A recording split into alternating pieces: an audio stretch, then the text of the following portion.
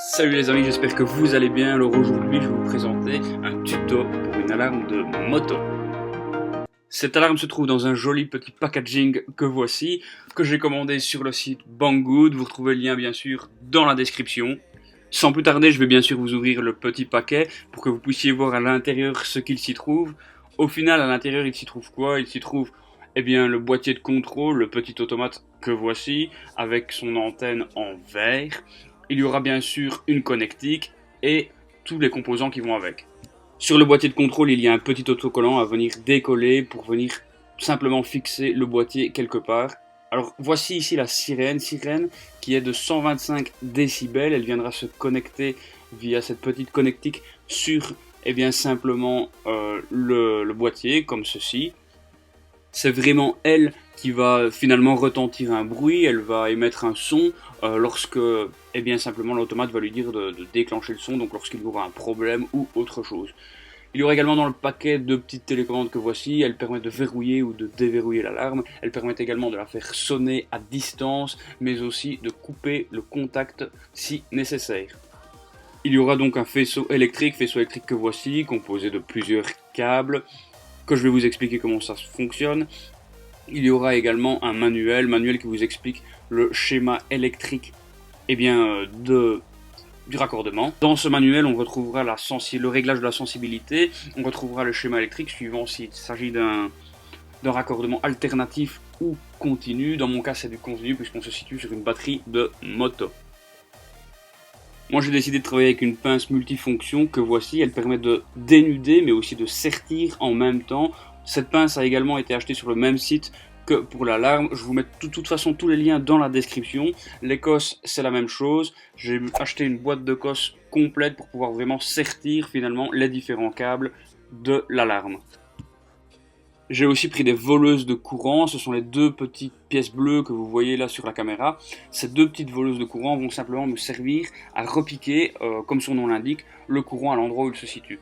Alors là, dans un premier temps, qu'est-ce qu'il faut faire? Il faut d'abord dénuder le câble rouge. Ce câble rouge est en fait le positif. Il va être remis au plus de la batterie à un plus permanent qui permet d'alimenter automatiquement l'automate. Ensuite, il faut, comme tout câble après être dénudé, le torsader, c'est-à-dire l'enrouler sur lui-même afin de pouvoir y placer finalement cette cosse. J'ai décidé de prendre des cosses bleues.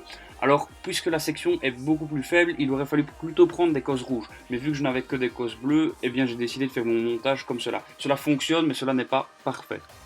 On se munit donc toujours de la même pince et on viendra sertir, donc avec le côté arrière de la pince, on viendra simplement pincer sur cette cosse afin que celle-ci puisse tenir au câble. On appelle cela plus communément sertir le câble. Une fois que cette cosse est correctement sertie, on peut dès lors recommencer la même opération mais sur le fil noir. Alors comme vous en doutez, si le fil rouge c'est le plus, le fil noir c'est le moins. Et donc le fil noir qui va venir se remettre soit à un moins de la batterie, soit simplement à la masse pour constituer simplement une arrivée de masse.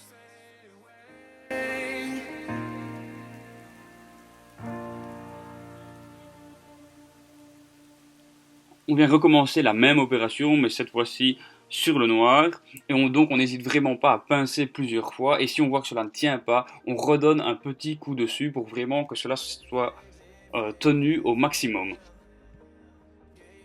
Alors bien sûr, cette pince n'est pas la seule qu'il existe dans le marché, il existe des pinces beaucoup plus professionnelles qui existent, malheureusement, ce n'est pas à la portée de tout le monde, c'est pourquoi j'ai décidé de faire avec la pince que j'avais. Pour la deuxième opération, il faut prendre un clignotant, il faut repérer le fil rouge, c'est-à-dire le fil plus du clignotant, et venir y placer cette voleuse de courant que je vous ai expliqué tout à l'heure. La voleuse de courant vient se remettre sur un fil qui est déjà connecté, on vient placer le câble comme ceci, et avec le fil jaune, cette fois-ci de l'automate, on vient se repiquer dessus. Il faut bien sûr fermer et donc sceller cette voleuse de courant. Pour cela, il faut soit prendre une pince à long bec comme dans mon cas, ou prendre n'importe quelle autre pince qui fera l'affaire, et venir appuyer sur cette petite lame en métal pour venir sertir les deux l'un sur l'autre. Une fois que cette opération est faite, il faut venir refermer le petit clips de la voleuse de courant. Comme vous vous en doutez, il y a deux fils jaunes et il y a également deux clignotants sur une moto. C'est pourquoi on refait la même opération, mais cette fois-ci sur le deuxième fil jaune. Donc on refait exactement la même chose, on vient replacer cette voleuse de courant et on vient la sertir à l'aide d'une pince de nouveau pour pouvoir avoir une bonne connexion entre les deux. Dès à présent, on peut dire que 80% du montage de l'alarme a été effectué puisqu'il s'agira d'un montage d'alarme simple. Comme vous l'avez pu constater, il reste plusieurs autres câbles à relier. Il y a d'abord le câble rose. Ce câble rose est utilisé pour les moteurs alternatifs, donc c'est-à-dire pas du tout dans notre cas. Et donc, dès lors, on peut le supprimer. Il y aura également un câble orange et un câble gris. Alors ces câbles ne seront pas utilisés puisqu'ils viennent se rebrancher au CDI de votre bécane. Le CDI finalement est différent de chaque moteur, donc je ne vois pas l'utilité de vous expliquer comment cela fonctionne puisque cela dépendra du type de véhicule sur lequel vous venez le monter. C'est pourquoi on va se diriger vers un test de l'alarme pour pouvoir voir si nos connexions fonctionnent comme il faut. Dans un premier temps, je relie d'abord la sirène que voici à l'automate. Comme vous pouvez le voir, l'ensemble des câbles dont je ne me sers pas, je les ai laissés de côté, j'ai effectué un nœud pour simplement identifier que ces câbles ne sont pas reliés. Il ne reste donc plus qu'à relier finalement cette alarme à la batterie pour pouvoir avoir du courant sur celle-ci et que celle-ci puisse fonctionner. On commence donc par relier le fil rouge qui est le positif à la cos plus de la batterie. On vient simplement la visser et on fait de même pour le fil noir. Pour rappel, ces cosses doivent être convenablement serrées pour éviter tout échauffement, sinon il y aura un risque que le câble commence à s'échauffer et même à cramer. Donc il faut bien serrer cela comme il faut avec un tournevis et pas à la main comme je viens de le faire pour une démonstration.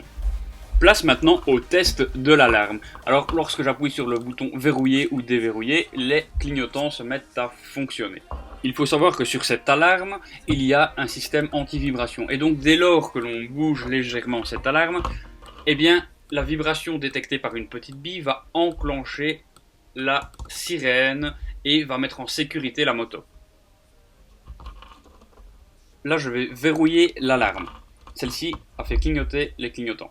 Si je touche le boîtier une fois, l'alarme se met en déclenchement pendant 5 secondes.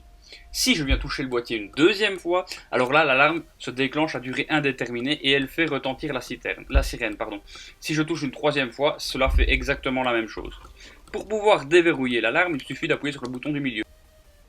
Il y aura 4 boutons bien spécifiques sur cette télécommande. En commençant du dessus, c'est le bouton pour verrouiller l'alarme. En dessous, le bouton pour le déverrouiller. Puis ensuite, pour faire sonner l'alarme à distance. Et le dernier, finalement, pour couper cette alarme. Je vais donc brancher la sirène pour que vous entendiez le son que cela fait.